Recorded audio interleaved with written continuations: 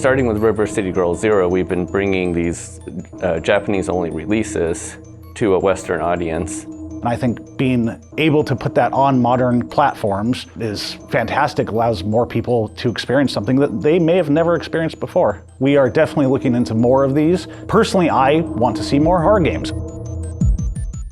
I'm Mary Cartwright. I am the creative lead of the Port Plus version of Clock Tower. I've always been a big horror fan. I love, Resident Evil and Silent Hill. I just love horror games in general and horror movies. But Clock Tower in particular is a game that I discovered when I was probably about 16, and it holds a really special place in my heart because at the time it was the scariest thing I had ever played. As this character Jennifer, I'm trying to get away from the Scissorman.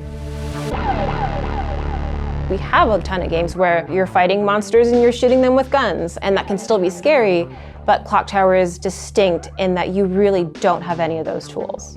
It was one of the first experiences for me that really was like that in terms of horror, and I think that that's fantastic.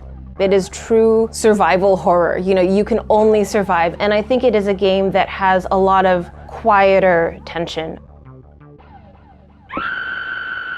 Jennifer is such an interesting character because at the start of the game, we don't know a lot about her, and I think the game does such an amazing job of revealing a very heartbreaking story about her, through different playthroughs of the game because it has a bunch of endings. And I think that's part of what got me so attached.